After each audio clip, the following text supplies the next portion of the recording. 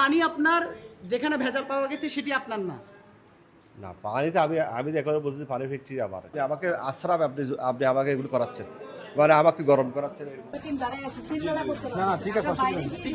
প্রতিষ্ঠানের নাম দিয়েছে সততা, কিন্তু সততার মুখোশ পরে চট্টগ্রামে চালাচ্ছিল অসততার বাণিজ্য। বিএসটিআই এর অনুমোদন ছাড়া অবৈধভাবে পানি প্যাকেজিং ও নকল ইঞ্জিন অয়েল উৎপাদনের অভিযোগে সততা ড্রিঙ্কিং ওয়াটার নামে এই কারখানাটি সাময়িকভাবে সিলগালা করেছে জাতীয় ভোক্তা অধিকার সংরক্ষণ অধিদপ্তর। নগরীর চাঁদগাঁও থানাধীন খাজা রোড মাইজপাড়া এলাকায় এই অভিযানে সিলগালার পাশাপাশি এই প্রতিষ্ঠানকে 2 লাখ টাকা জরিমানা করা হয়।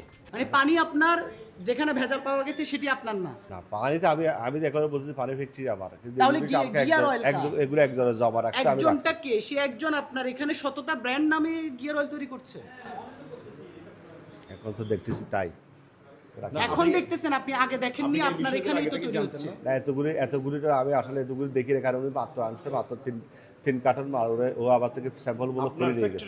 এটি আসলে আপনার দিন শেষে অপরাধ হয়েছে কিনা আপনি আমি তো বললাম অপরাধ বললাম না, অপরাধ স্বীকার করছি তো আজকে আমার করতে হচ্ছে। অপরাধ তো আমি প্রথমে আমি করতেছি না ভাই, বললাম আপনি আমাকে বারবার জোর করে আমাকে অপরাধ স্বীকার করতে চাচ্ছেন।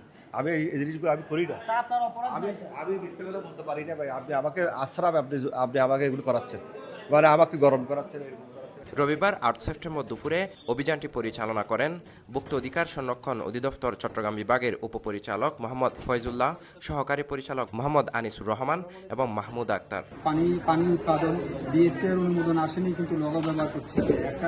একটা ল্যাব নেই এখানে। পানি পরীক্ষা করে পানি বাজারজাত করতে হয়। পানি পরীক্ষার কোনো সিস্টেম নেই এখানে। আর এই যে ফিল্টারগুলি কবে নিয়ে আসছে, ফিল্টারগুলির মেয়াদ কবে আর কতদিন চলবে, ফিল্টারগুলির কাগজপত্র দেখাতে পারেননি। তো সব কিছু মিলে আমরা প্রতিষ্ঠানটাকে 2 লাখ টাকা অর্থদণ্ড করেছি, আর সাময়িকভাবে আমরা প্রতিষ্ঠানটা বন্ধ করে যাচ্ছি।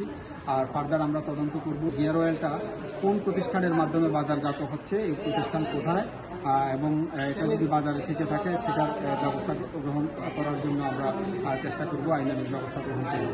চাঁদগাঁওয়ে একই অভিযানে আরও 3টি প্রতিষ্ঠানকে 15,000 টাকা জরিমানা করা হয়।